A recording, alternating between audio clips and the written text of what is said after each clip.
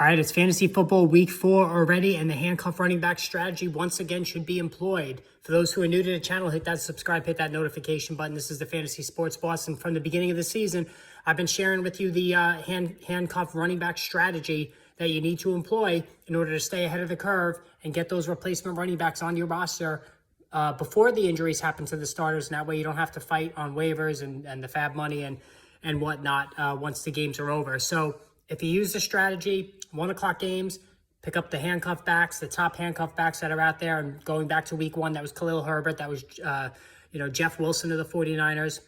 And then if the starter makes it through the game, you just drop them, and then you go to the 4 o'clock games and you do the same thing as well. Well, week 1, that just happened to work out. Is Khalil Herbert, has certainly had a good game himself week 1, and now is looking like he's going to be a starter in week 4, coming off a blockbuster week 3.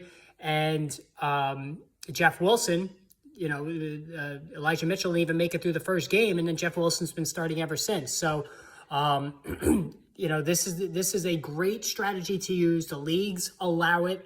Some league members might frown upon it and think it's not that it's cheating. I don't know how you describe it, but it's like a New England Patriots move almost. It's within the rules, but maybe it's pushing things a little bit. That's nonsense in my opinion. If it's allowed, it's allowed, and everybody should be doing it because it's a smart thing to do. So I'm looking at the schedule now for week 4. And as far as the handcuffs in the 1 o'clock games, you don't want to. Alexander Madison is obviously already owned in the New Orleans-Minnesota game, and Mark Ingram is really not a handcuff I'm interested in chasing. Now, the Atlanta Falcons and the Cleveland Browns. So Tyler Algier, the rookie from BYU, he's a handcuff I'd be interested in picking up before the 1 o'clock games. Cordell Patterson's already beaten up. He's missed practice time this week. He is going to play, but Patterson, we know his history last year of fading towards the end of the season because he's not built up to carry on a heavy workload. He has carried a heavy workload so far, so injuries could be cropping up soon for him, and they already really are. So I think Algier is somebody that you might want to pick up for the 1 o'clock games.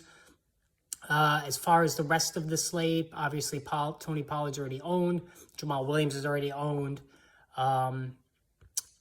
Seattle. Kenneth Walker. I think Kenneth Walker's probably owned, but if Kenneth Walker is out there and you want to pick him up as well for the 1 o'clock games, that's worth looking into. Dontrell Hilliard for the Tennessee Titans. That's another name that's out there that I would be possibly interested in as a handcuff. Oh, Jaylen Warren for the Steelers. That's a big one for me, Jaylen Warren. Najee Harris, we know about the list, Frank, so I think Jaylen Warren stands out to me big time.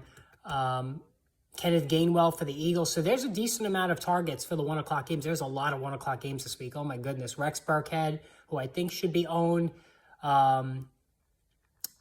Let's see. So Baltimore, Justice Hill, maybe. Yeah, there's a lot of guys. So I would say Jaylen Warren definitely. And Algier for the Falcons. Those are the two that stand out to me the most for the 1 o'clock games. So if you have an extra spot, I would use it first on Jaylen Warren.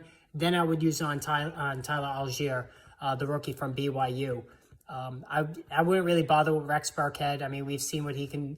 We've seen his story before. Nothing else is a must-add in terms of the 1 o'clock games. Now, in terms of the 4 o'clock games, you have Benjamin and Darrell Williams again with the Cardinals.